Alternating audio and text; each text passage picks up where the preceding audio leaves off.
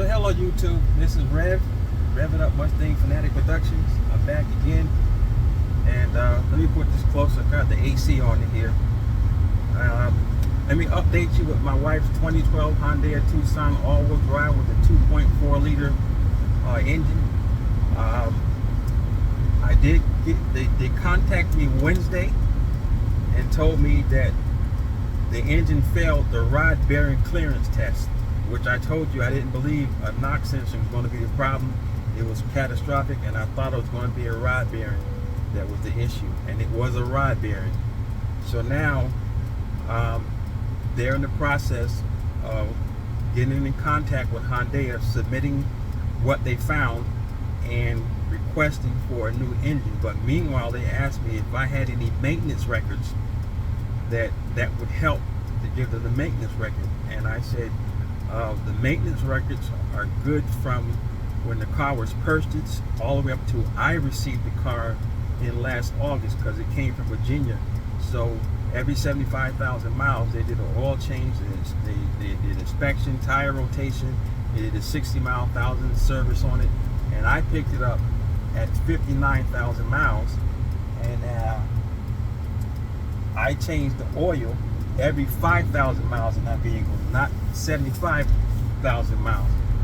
And I used only the oil provided by the manufacturer, which was Quaker State 5W20 synthetic oil, and it must says Diagnostic on it. That's the brand I use. It takes 4.9 quarts to fill it up with filter. And I said all I have is my Carfax report. And Fairfax, Virginia is the one that Hyundai that did all the services up to 59,000 miles. And then I took over, and when I did myself, I uploaded the service that I did, whether it was an oil filter change, rotating tires. I uploaded that. But with 59,000 miles on it, I didn't think to take a picture of the receipt that has the date, the time, and the year that I purchased the oil to prove that I did the oil changes. But I don't do that with none of my vehicles. I don't save any receipts. I just throw them around, and then sometimes I see too many seats around, I throw them out. I never thinking I had to use it. And I sat there, I told him, look here, I'm a mechanic, and I showed him my YouTube page and the work that I've done and the cars that I work on, and he was very impressed, and he offered me a job at their new plant up there on Highway 17 when it opens, and I said no thank you. I like doing what I'm doing now. So anyway, while talking to him, he was impressed. He said, well, I believe you now that I talked to you, that if you say you changed your oil on your vehicles every 1,500 miles, I believe you changed it. And so I showed him pictures of the Mercedes, got 211,000 miles on it, and I used Mobile One 5W20 synthetic mobile oil from Mobile One, which Mercedes recommend. And every 5,000 miles I change the oil on that, and I have no problems with the Mercedes. It runs excellent. And on my new Chevy Track, the oil change is not scheduled to 26,000 miles. I got 23,000 on it, and I got 60% life left. When it get down to probably about 30% is when I'll change the oil in that, and I will get 5W30 synthetic oil Diagnostic. And I'm not sure what brand I want to use, whether it might be Castro, Valvoline, Mobile One, Pennzoil. I'll have to talk to the dealer that I bought it from and see where he gets his oils from, because he changed the oil on it when I bought the vehicle. So I told him I do vehicle service on all my vehicles, and I do the brakes on them and everything. But I don't have the receipts, but I do have some of the oil, because it takes 4.9 quarts. So I have just a little bit of oil left over from when I did my changes, that's hanging around in my garage on the shelf that I built. So he says what they got to further do is break down the engine to make sure that I didn't neglect my oil service. So they want to look at the heads, make sure there's no sludge buildup around the valves and the intake and all that stuff, and the piston rings are not gunked up or in sad shape from lack of oil change.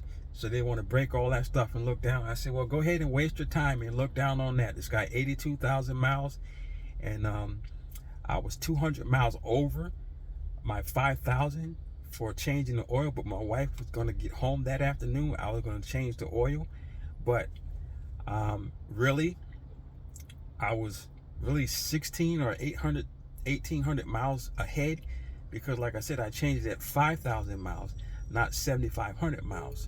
So I still had, what, 14,000 miles, 1,400 miles to go before I really needed to change it. But I was going to change it then, but she called and never made it home. So I let them know I'm fully aware of the recall that Hyundai has on all these Tucsons, and the Elantra, the Santa Fe, the Sportage, the Hyundai Sonata, the Veloster, they got it on that. They got all these recalls going on these engines that are going bad. And so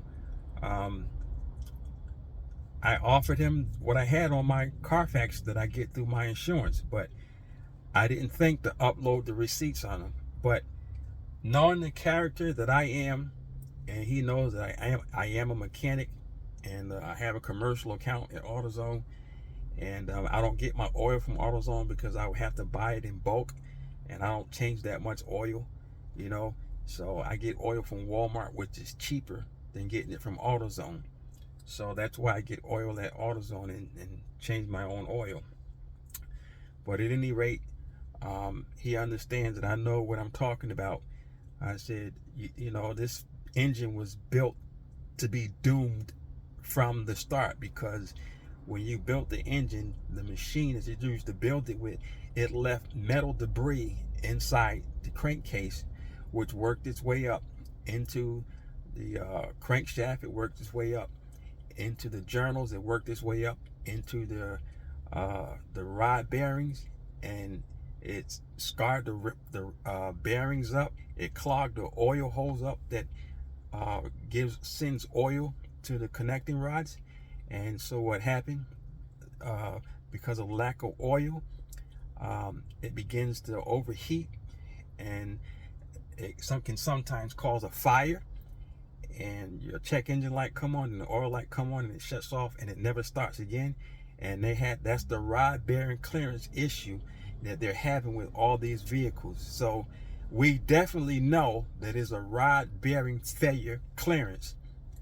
And like I said, my wife stopped when the check engine light was blinking and it came to 45 miles an hour. She pulled over to a safe place, and I had to go all the way to Myrtle Beach to scan it to get that P1326 code, which means NOx sensor found an unbalance in the engine.